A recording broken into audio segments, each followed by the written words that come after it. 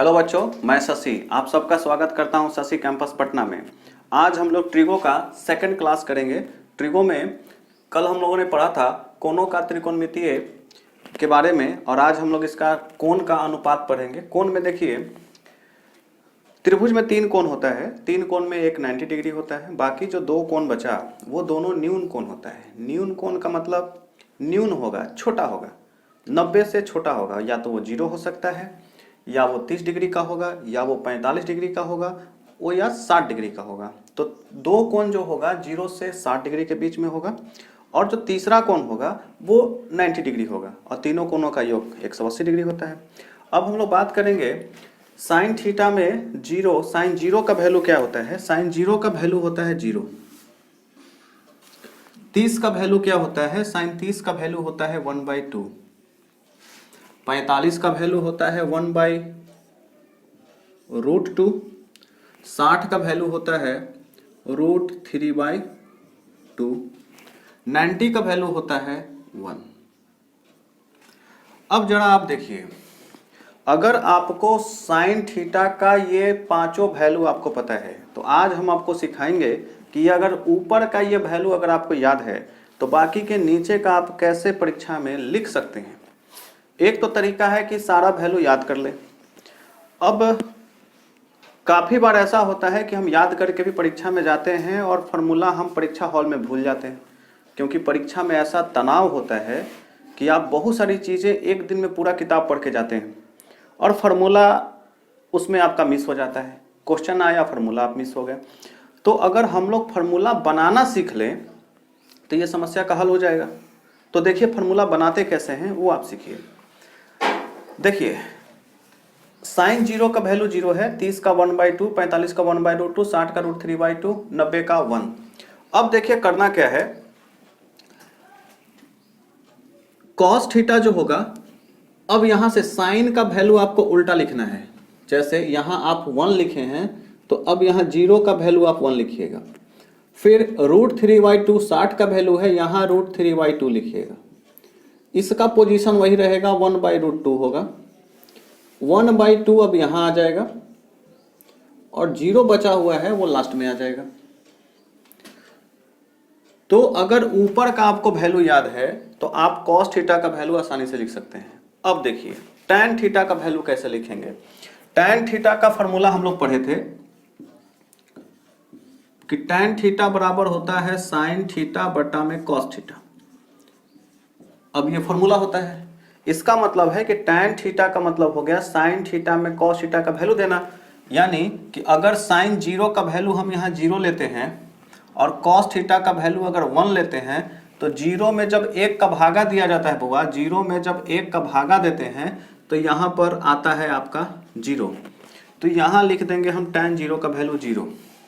फिर से एक बार समझिए कि अगर ये 0 है, साइन का वैल्यू 0, cos थीटा का वैल्यू 1। अब बीच में जो ये लाइन पड़ा हुआ है आप इसको समझ लीजिए कि भागा दिया हुआ है, इसमें भागा दिया हुआ है, ये वाला वैल्यू आपका 0, बीच में ये भागा दिया हुआ है। 0 में 1 से भागा देंगे तो आएगा 0। अब यहाँ देखिए 1/2 है और उसमें √3/2 से भागा देना है, मतलब कि 1/2 है और 1/2 में हमको √3/2 से भागा देना है।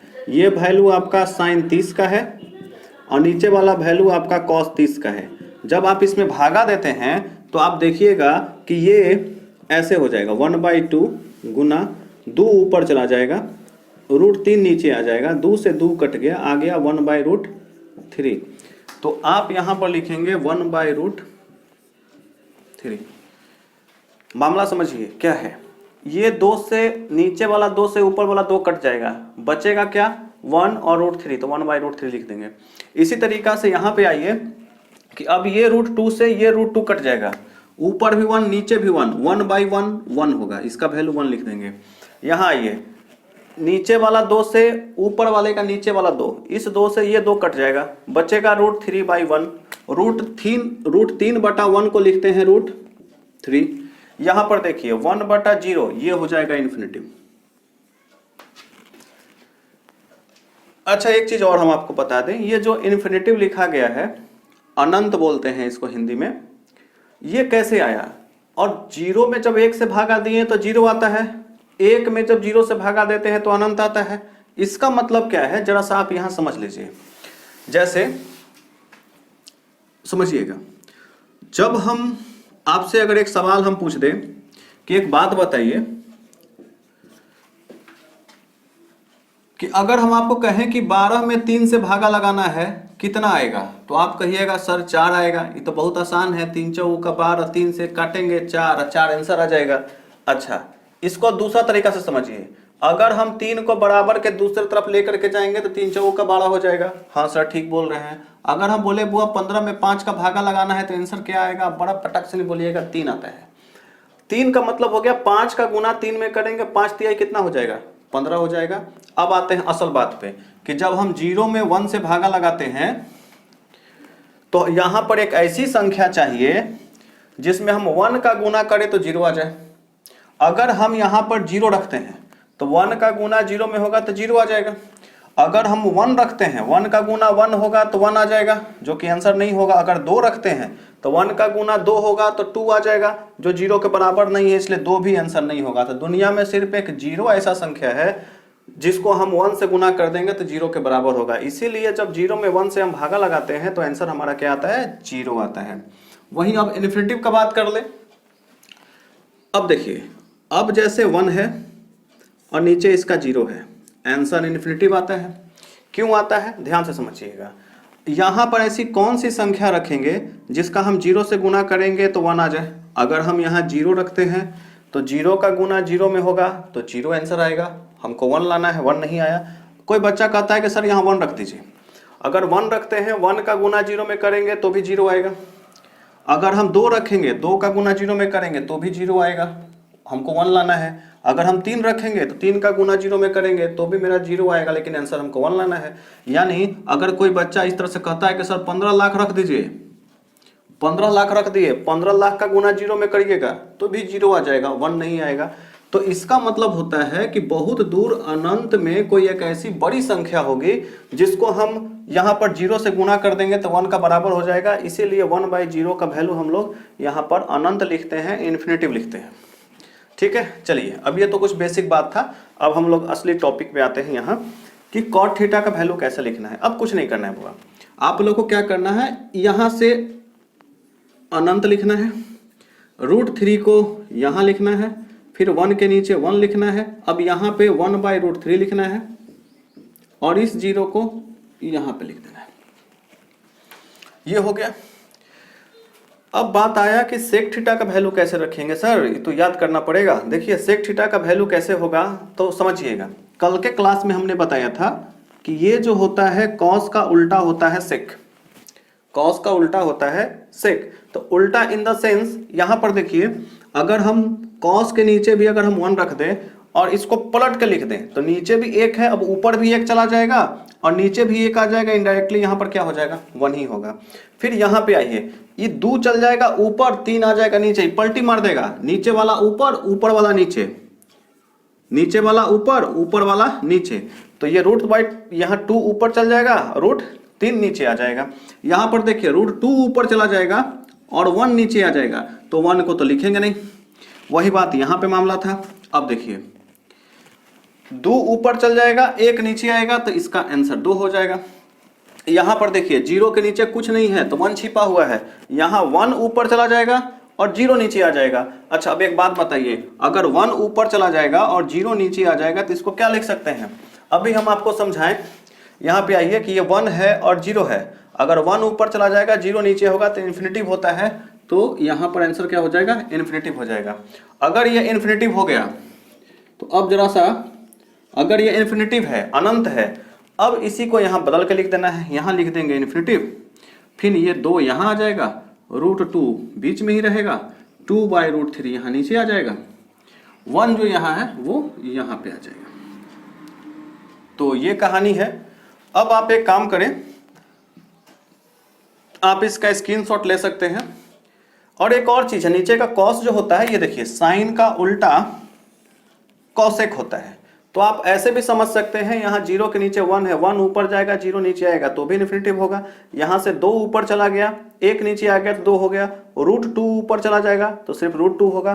देखिए यहाँ से 2 ऊपर चला गया, √3 नीचे हो गया, और यहाँ 1 के नीचे 1 है, 1 ऊपर फिर नीचे भी 1, तो 1 का आंसर 1 होगा। तो दोनों तरीका है, या तो ये वाला चीज इन्फिनिटिव 2 फिर ये √2 2/√3 1 ऐसे करके लिख दीजिए, या आप साइन का उल्टा कॉसेक होता है, कॉस का उल्टा सेक होता है, और टैन का उल्टा कॉट होता है, आप ऐसे ही बना सकते हैं।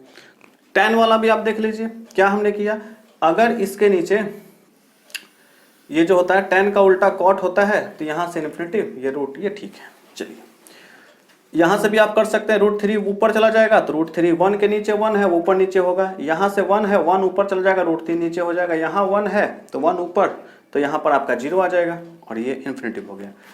तो ये है, आप इसका स्क्रीनशॉट ले लीजिए।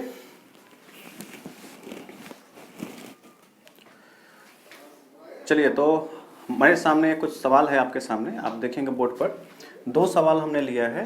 ये जो सवाल है साइन थीटा गुना cos theta plus sine theta गुना कॉस 60 का जो मान होता है, सॉरी यहाँ पे हमने थीटा की जगह 30 डिग्री बोलना था, sine 60 cos 30 plus sine 30 cos 60 का मान ज्ञात करना। ये जो प्रश्न है आपका, ये सेंटअप के एग्जाम 2021 में इसी वर्ष आया है, नवंबर में जो आपने सेंटअप का एग्जाम दिया था, ये सवाल वहाँ से है। अब देखिएगा कि इसी डाटा का प्रयोग करके ये सवाल बनेगा। कैसे बनाएंगे इसको, देखिए साइन 60 है, साइन 60 गुना कॉस 30 प्लस साइन 30 गुना कॉस 60 का मान निकालना है। साइन 60 का मान कितना होता है, आप यहां देखेंगे साइन 60 का वैल्यू √3/2 होता है, तो 60 के नीचे √3/2 लिख देंगे। यहाँ गुना का साइन है, ये जो दशमलव पॉइंट दिया हुआ है इसका मतलब गुना होता है। कॉस 30 का वैल्यू आप यहाँ देखिएगा, कॉस और ये रहा 30, कॉस 30 का वैल्यू √3/2 होता है, हम यहाँ लिख देंगे √3/2। प्लस का साइन है, प्लस देंगे। साइन 30 का वैल्यू देखिएगा, साइन 30 का वैल्यू 1/2 है, हमने यहाँ 1/2 लिख दिया। पॉइंट का मतलब गुना होता है। कॉस 60, कॉस देखिए अब कहाँ है, कॉस यहाँ है, और 60 में चले आइए यहाँ 1/2, कॉस 60 का वैल्यू भी 1/2। अब जरा देखिए, ऊपर का ऊपर गुना करना है, नीचे का नीचे गुना करना है। ऊपर का ऊपर गुना, नीचे का नीचे गुना। अगर √3 का गुना √3 में करेंगे तो आएगा √9, कितना आएगा √9, और 9 को रूट से निकालेंगे तो क्या आ जाएगा 3। यानी कि 2 बार अगर रूट लगा रहे और संख्या समान है तो आपको सिर्फ यहां पर लिख देना है √3 गुना √3 कितना होगा √9। √9 को हम क्या लिख सकते हैं 3, और 3/2 दूनी का 4, ये प्लस है तो प्लस देंगे। ऊपर का ऊपर गुना, 1 में 1 का गुना करेंगे 1 आएगा, नीचे 2 का 2 का गुना करेंगे 2 दूनी का 4 आएगा। अब देखिए 4 और 4 कैल्शियम क्या होता है 4 होता है, ऊपर 3 हो जाएगा 1 हो जाएगा। अब हम इसको ऐसे लिखेंगे 3 और 1 4, 4/4, 4 से 4 कट गया 1 बार में तो 1 आ गया, इसका आंसर 1 होगा, और आपको वहां पर आंसर यहाँ 1 हो जाएगा। देखिए दूसरा सवाल है, ये भी आपके सेंटअप में ही आया हुआ क्वेश्चन है, इसी वर्ष का क्वेश्चन है, सेंटअप एग्जाम 2021 का। दिया हुआ है sine square 90 degree minus tan square 45 degree का मान ज्ञात करना है, क्या होगा। अब देखिए यहाँ स्क्वायर है, साइन 90, साइन 90 का वैल्यू कितना दिया हुआ है 1 दिया हुआ है, तो साइन 90 का वैल्यू पहले हम 1 लिख देंगे। अब देखिए ऊपर में स्क्वायर लगा हुआ है, वर्ग लगा हुआ है, ऊपर स्क्वायर करेंगे माइनस tan 45, tan स्क्वायर 45, लेकिन स्क्वायर को छोड़िए, tan 45 पे ध्यान दीजिए। tan थीटा का वैल्यू 45 में कितना है, तो आप देखेंगे कि यहाँ 1 है, तो यहाँ लिखेंगे 1, और 1 के ऊपर पावर 2 है, स्क्वायर देंगे। 1 का गुना 2 बार करेंगे 1 आएगा, यहाँ भी 1 का गुना 2 बार करेंगे 1 आएगा, 1 में से 1 घटा देंगे कितना आएगा 0 आएगा, और यही हमारे सवाल का क्या हो गया आंसर हो गया। इसमें ऑप्शन बी हमारे सवाल का आंसर हो जाएगा।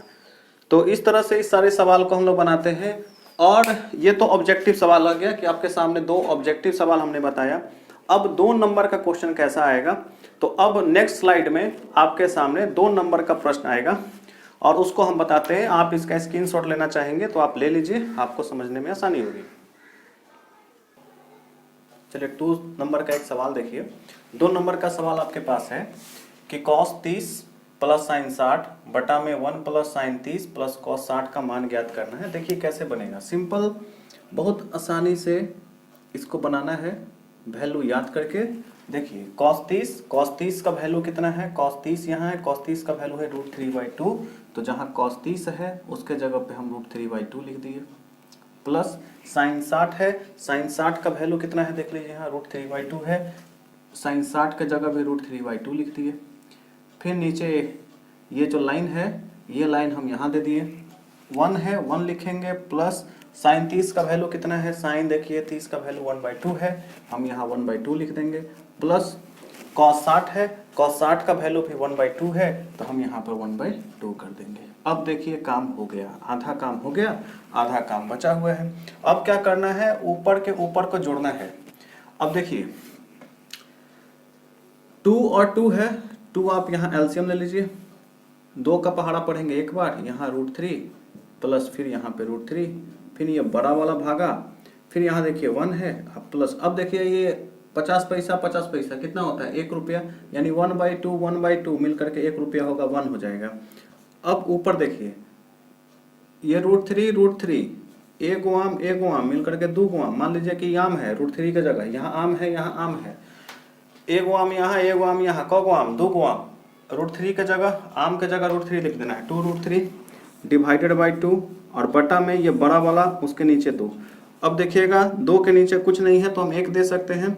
इसी को आगे अगर सोल्व करिएगा तो इसको लिखेंगे 2√3/2 गुने 1/2। अब देखिए कैसे हो गया, यहाँ आप देखिएगा तो ऊपर वाला अंश और नीचे वाला हर के रूप में है, नीचे यहाँ पर देखिए ये अंश और हर के रूप में है, ये बड़ा वाला भागा 1 1 2 हो गया 2 के नीचे कुछ नहीं है तो हम 1 लिख सकते हैं, तो इसको भी आप लिख सकते हैं कि भाई ये भी अंश और हर के रूप में है।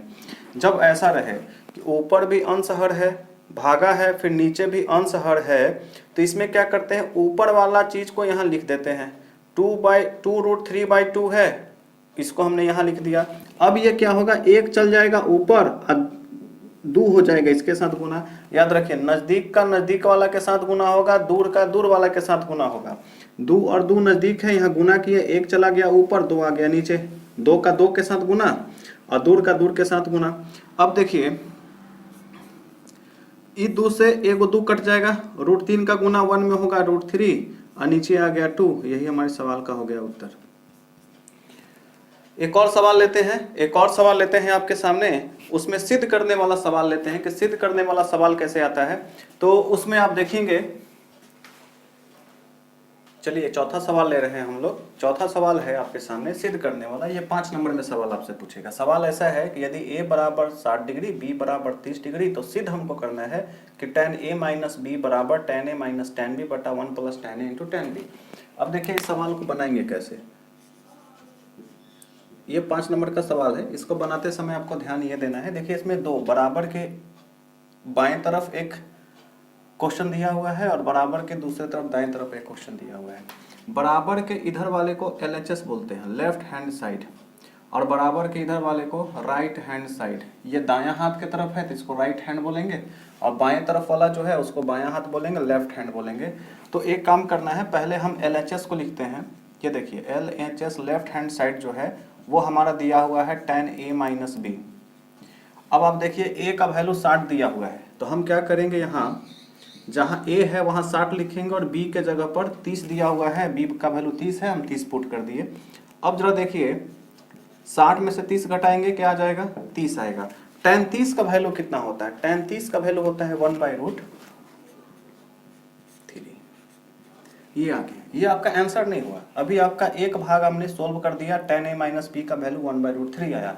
अब हम इसको सोल्व करेंगे, अगर इसका वैल्यू भी 1/√3 आ जाता है तो हम कहेंगे दोनों बराबर है, LHS बराबर RHS पुट हो गया। अब आइए राइट हैंड साइड में RHS कितना दिया हुआ है, वो मेरा क्वेश्चन है tan a minus tan b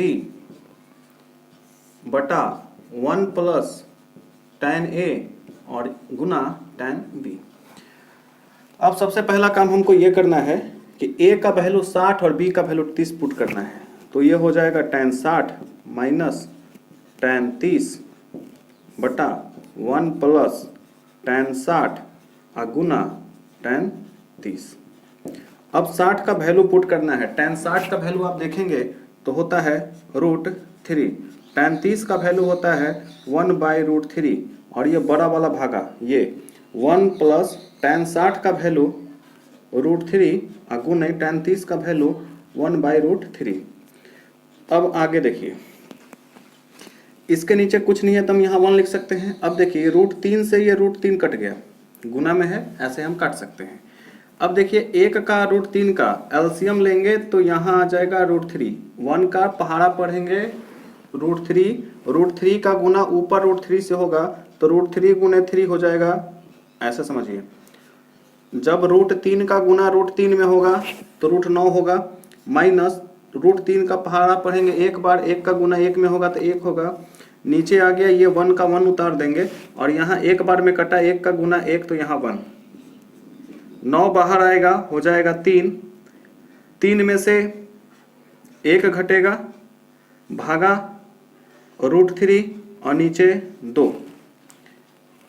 आगे देखिए इसको हम यहाँ बनाते हैं।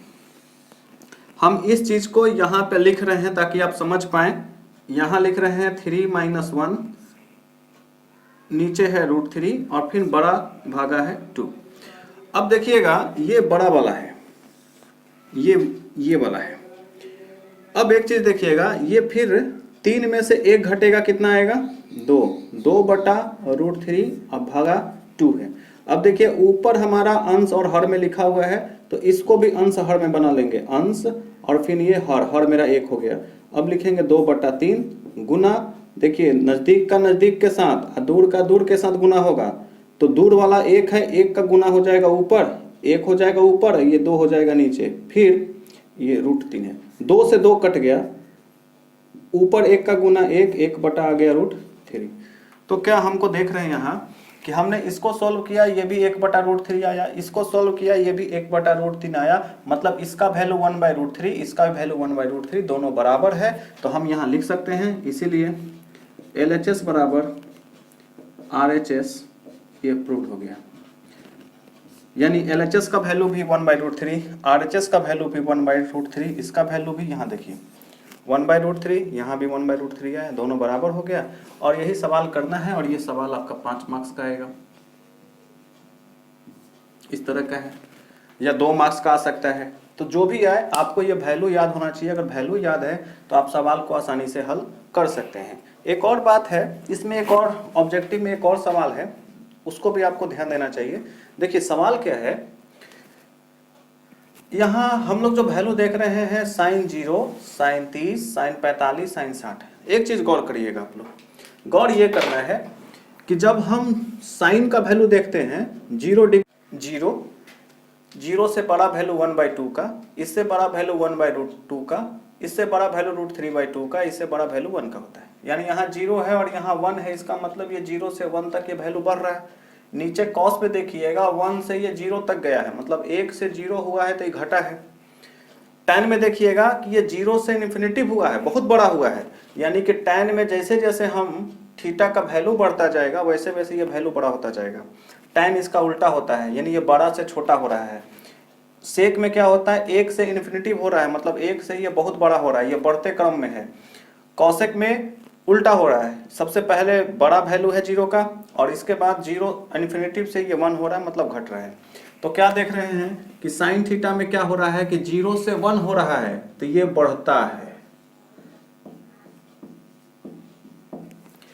कॉस थीटा में 1 से 0 हो रहा है तो इसका वैल्यू घटता है। वैल्यू घटता है कहने का मतलब कि 1 से 0 का मतलब जैसे जैसे हम 0 से 30 डिग्री बड़ा होगा वैल्यू कम हो जाएगा, 45 होगा वैल्यू जो होगा इससे कम हो जाएगा, 60 होगा तो इसका वैल्यू कम होगा, 90 होगा तो उसका वैल्यू कम होगा। घटने का मतलब ये है। इस पे भी एक सवाल अभी हम आपको बताते हैं। tan थीटा में क्या है, 0 से इन्फिनिटिव हुआ तो इसका tan थीटा का वैल्यू बढ़ता है, cot थीटा में घटता है, sec थीटा में 1 से इन्फिनिटिव हुआ बढ़ता है, cosec थीटा में क्या हुआ घटता है। अगर आप इस तरह से याद रखे हैं, एक बढ़ रहा है एक घट रहा है, फिर बढ़ेगा घटेगा बढ़ेगा घटेगा, ये सिलसिला चलते रहता है। अगर बढ़ने वाला का बात करें तो देखिए 3 वैल्यू ऐसा है जिसका बढ़ता है, साइन का, टैन का और सेक का वैल्यू बढ़ता है। बाकी 3 को बच गया कॉस, कॉट और कॉस। तीनों में सी लगा हुआ है, सी से ई भी शुरू हो रहा है, सी से कॉट भी शुरू हो रहा है, सी से कॉसेक भी, सी सी सी, ट्रिपल सी वो घटेगा, और जिसमें सी नहीं लगा हुआ है वो बढ़ेगा। सी सी और यहाँ सी, ये 3 गो सी है, तीनों जगह सी लौक रहा है, ये घटेगा। साइन में एस है, टी है, एस है, इसमें सी नहीं दिख रहा है, ये बढ़ेगा। तो जिसमें सी दिख रहा है वो घटेगा, जिसमें सी नहीं दिख रहा है वो बढ़ेगा। इस पे एक सवाल हम आपको करवाते हैं, आप जरा देखिएगा बोर्ड पे, ठीक है। आप स्क्रीनशॉट लीजिएगा तो इसका स्क्रीनशॉट एक ले लीजिए।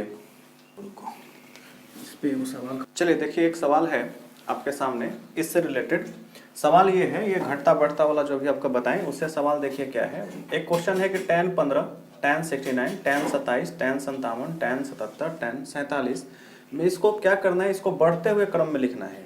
बढ़ते हुए क्रम का मतलब हो गया कि छोटा से बड़ा लिखना है। छोटा से बड़ा आप समझिएगा यहाँ पे कि देखिए, अगर जो सबसे छोटा कोण होता है उसका वैल्यू भी सबसे छोटा, और जो सबसे बड़ा कोण होता है उसका वैल्यू भी सबसे बड़ा, 0 से 1। जैसे जैसे वैल्यू बढ़ता जाएगा, जैसे जैसे डिग्री बढ़ता जाएगा, वैसे वैसे इसका वैल्यू बढ़ता जाएगा। तो बढ़ते हुए क्रम में लिखने से पहले क्या करते हैं कि इसमें देखिए tan में 0 से इन्फिनिटिव गया है, जो सबसे छोटका है पहले सबसे छोटका को लिखेंगे 15, 15 उससे बड़ा कौन है 27, तो लिखेंगे फिर tan 27, tan 27, 27 से बड़ा कौन है इसमें, तो 27 से बड़ा देखिएगा 47 है, tan 47 है। 47 से बड़ा कौन है, तो 47 से बड़ा इसमें 57 है। 57 से बड़ा कौन है 69 है, और 69 से बड़ा कौन है 77 है। अब देखिए इसको हमने बढ़ते हुए क्रम में लिख तो दिया है कि पहले 15, फिर 27, 47, 57, 69 और 77। अब इसमें इसको बढ़ते हुए क्रम में तो हमने लिख दिया। इसके पास देखिए बढ़ते हुए क्रम का साइन ये होता है, ये समझिए मछली है, या मछली का मुंह जिधर खुला हुआ रहेगा उधर का अंक बड़ा होगा। इसमें हम सिंबल ऐसे देंगे, इसका मतलब हो गया, ये देखिए अगर इसको हम समझाने के लिए बता रहे हैं, इसको बोलते हैं इंक्रीजिंग ऑर्डर में, इसको हम बोलते हैं मछली का मुंह, कि मछली का मुंह इधर खुला हुआ है। तो 15 से बड़ा हो गया 27, 27 से बड़ा हो गया 47, मछली का मुंह किधर खुला हुआ है इधर, तो 47 बड़ा हो गया। ये मछली का मुंह किधर खुला हुआ है इधर, तो 57 बड़ा हो गया। 57 से बड़ा 69 और ये। अच्छा अब देखिए नीचे का सवाल जो है, नीचे में घटते हुए क्रम में पूछा है कि 72, cos 15, cos 38, cos 81, cos 39 और cos 29 को घटते हुए क्रम में लिखना है। घटते हुए क्रम में लिखना है तो देखिए आपको क्या करना है, ये cos में, cos क्या हो रहा है कि घटता है। जब से जैसे डिग्री का मान बढ़ता जाता है वैसे वैसे थीटा का मान जो होता है वो घटता जाता है। यानी कि अगर हमको इसको लिखना है तो आप इसको फिर वैसा ही लिखिए, पहले छोटका लिखिए cos 15 और cos 15, 15 से बड़ा इसमें देखिएगा तो 15 से बड़ा आपको मिलेगा 29, 29 से बड़ा है 38, तो cos 15, उसके बाद लिखेंगे cos 29 और फिर cos 29 से बड़ा है cos 38, cos 38 से बड़ा है इसमें cos 39 और cos 39 से बड़ा हो जाएगा cos 72, cos 72 से बड़ा हो गया cos 81। अब देखिए इसमें क्या करना है, अब जो मछली का मुंह हमको बनाना है उल्टा दिशा बनाना है इधर।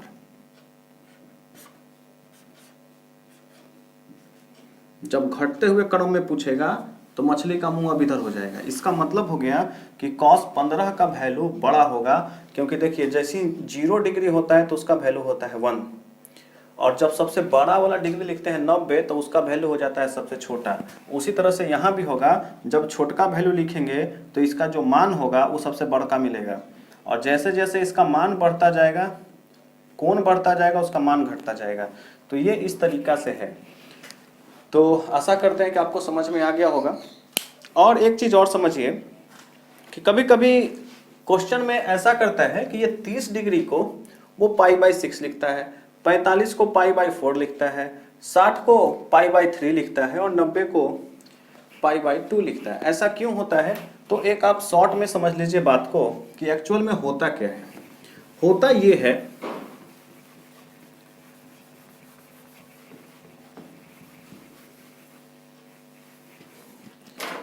कि कोण को दो तरीका से मापा जाता है, एक डिग्री में और दूसरा रेडियन में। तो डिग्री तो हम लोग समझते हैं कि जैसे 180 डिग्री बराबर होता है पाई रेडियन, इसीलिए 180 डिग्री को हम लोग पाई या पाई रेडियन लिखते हैं। पाई लिख देते हैं या पाई रेडियन लिखते हैं। रेडियन का सिंबल ऐसे होता है, सी लिखते हैं छोटा सा। अगर 180 डिग्री बराबर पाई है तो 1 डिग्री बराबर क्या होगा? पाई बटा 180 डिग्री होगा। पाई इधर चला जाएगा, इसके आगे कुछ नहीं है तो 1 है, गुना में है 180 जाएगा, बराबर के नीचे भागा में हो जाएगा। 1 डिग्री बराबर पाई बटा 180। अगर हमको 30 डिग्री का वैल्यू लिखना है तो इसमें अगर हम 30 का गुना इधर करेंगे तो 30 का गुना इधर भी करना पड़ेगा दोनों तरफ। तो 1 का गुना 30 में होगा तो ये तो 30 डिग्री हो जाएगा। और यहाँ देखिए 0 से 0 कटेगा, 3 छक 18, ये हो गया पाई बाई 6। इसीलिए जहां 30 डिग्री है इसको हम लोग लिख सकते हैं पाई बटा 6। 45 डिग्री का लिखना होगा हमको, तो अब क्या करना होगा? ये जो 30 डिग्री लिखे हैं, ये 30 के जगह इधर 45, इधर 45 का गुना करना होगा। मतलब 45 डिग्री अगर लिखना है तो हमको लिखना पड़ेगा पाई बटा 180 गुना 45। अगर आप ऐसा करते हैं तो इसको काटना होगा। ये देखिए 9 पचे 45, 9 दूनी 18, 0 और फिर ये 5 का 20 हो गया, ये पाई बटा 4। तो 45 डिग्री को हम लिखेंगे यहाँ पर पाई और बटा में 4। 60 डिग्री हमको लिखना है तो 60 डिग्री लिखना है तब हमको पाई बटा 180 और गुना यहाँ 60 करना होगा। 0 से 0 और 6 18, ये पाई बटा 3। इसीलिए 60 डिग्री को 60 डिग्री जहाँ जहाँ पे लिखा हुआ है वहाँ पे हम 60 डिग्री की जगह पाई बाई 3 भी लिख सकते हैं। अगर 90 डिग्री का लिखना है तो पाई बटा 180 गुना 90, 9 दूनी 18, 2 बार में कट जाएगा, 0 से 0, 9 दूनी 18, पाई बाई 2। इसीलिए आप लोग पढ़ते हैं कि जहाँ भी 90 डिग्री लिखा रहता है कि 90 डिग्री का मतलब हम लोग बोलते हैं कि पाई बाई 2 है, और 180 डिग्री को हम लोग पाई बोलते हैं। 0 को 0 ही लिखना होगा, क्योंकि अगर आप जैसे पाई बाई 0 आप करिएगा यहाँ पे, अगर 0 डिग्री का मान निकाल के आपको दिखा दें तो 0 डिग्री का पाई बटा 180 है, इसमें जैसे ही 0 लिखिएगा 0 से जो भी गुना होगा वो 0 हो जाएगा। इसीलिए 0 का 0 ही होता है, रेडियन में हो या डिग्री में हो। तो आशा करते हैं कि आप इस चीज़ को समझ गए होंगे। क्वेश्चन में कभी कभी घुमा के देता है कि 60 डिग्री की जगह साइन 60 की जगह लिखेगा साइन पाई बाई 3। तो जहाँ भी पाई बाई 3 लिखे रहेगा 60, तो आप समझिएगा कि साइन 60 लिखा हुआ है।